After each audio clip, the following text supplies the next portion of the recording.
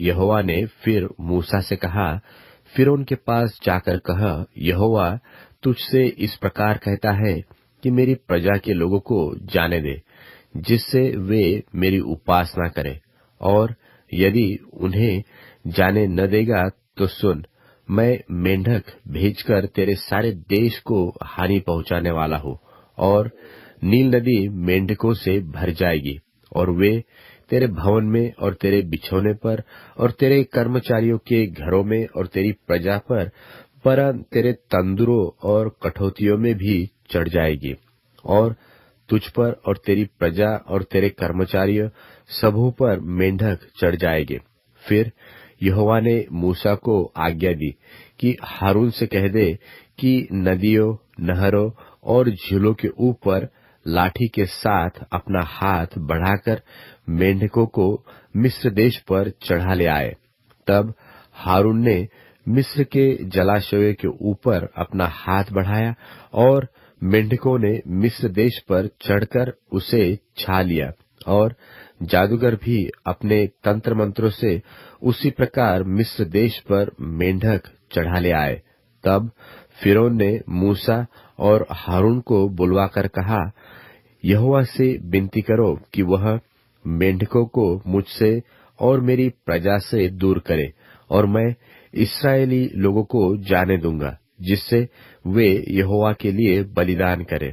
तब मूसा ने फिरौन से कहा, इतनी बात पर तो मुझ पर तेरा घमंड रहे। अब मैं तेरे और तेरे कर्मचारियों और प्रजा के निमित्त कब विनती करूं कि यहोवा तेरे पास से और तेरे घरों में से मेंढकों को दूर करे, और वे केवल नील नदी में पाए जाए। उसने कहा, कल। उसने कहा, तेरे वचन के अनुसार होगा, जिससे तुझे यह ज्ञात हो जाएगा कि हमारे परमेश्वर यहोवा के तुल्य कोई दूसरा नहीं है। और मेंढक तेरे पास से और तेरे घरों में से और तेरे कर्मचारियों और प्रजा के पास से दूर होकर केवल नदी में रहेंगे।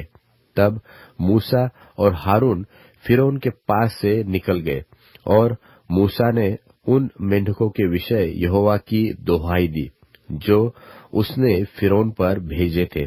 और यहोवा ने मूसा के कहने के अनुसार किया, और मेंढक घरों और आंगनों और खेतों में मर गए, और लोगों ने इकट्ठे करके उनके ढेर लगा दिए, और सारा देश दुर्गंध से भर गया। परंतु जब फिरौन ने देखा कि अब आराम मिला है, तब यहोवा के कहने के अनुसार उसने फिर अपने मन को कठोर किया और उनकी न सुनी। फिर यहोवा ने मूसा से कहा, हारून को आज्ञा दे कि तू अपनी लाठी बढ़ाकर भूमि की धूल पर मार, जिससे वह मिस्र देश भर में कुटकिया बन जाए। और उन्होंने वैसा ही किया। अर्थात हारून ने लाठी को ले हाथ बढ़ाकर भूमि की धूल पर मारा, तब मनुष्य और पशु दोनों पर कुटकिया हो गई, वरन सारे मिस्र देश में भूमि की धूल कुटकिया बन गई। तब जादूगर ने चाहा कि अपने मंत्र तंत्रों के बल से हम भी कुटकिया ले आए, परंतु यह उनसे न हो सका, और मनुष्यों और पशु दोनों पर कुटकिया बनी ही रही। तब जादूगरों ने फिरौन से कहा, यह तो परमेश्वर के हाथ का काम है।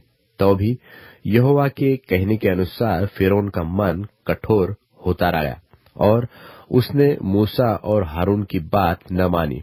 फिर यहोवा ने मूसा से कहा, बिहान को तड़के उठकर फिरौन के सामने खड़ा होना, वह तो जल की ओर आएगा, और उससे कहना कि यहोवा तुझसे यह कहता है कि मेरी प्रजा के लोगों को जाने दे कि वे मेरी उपासना करें।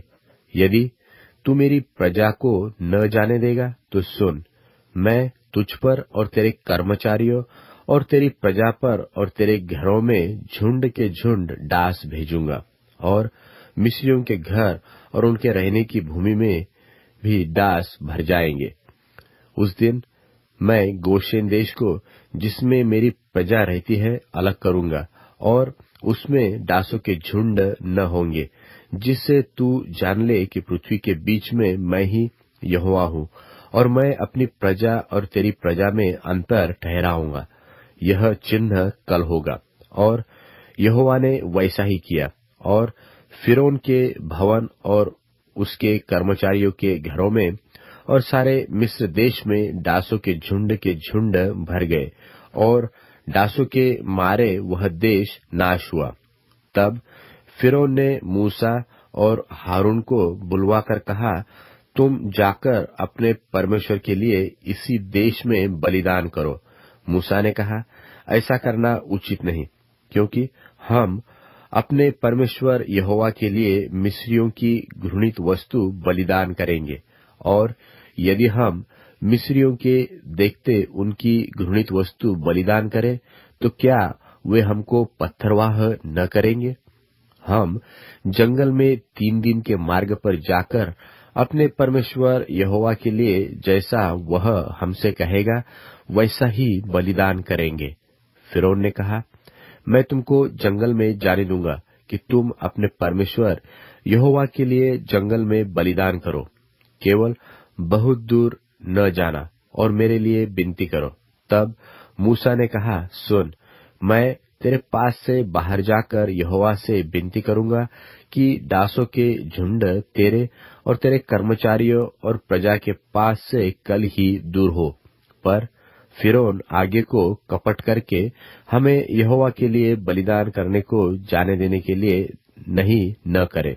सो मूसा ने फिरौन के पास से बाहर जाकर यहोवा से विनती की, और यहोवा ने मूसा के कहे के अनुसार डासों के झुंडों को फिरौन और उसके कर्मचारियों और उसकी प्रजा से दूर किया, यहाँ तक कि एक भी न रहा।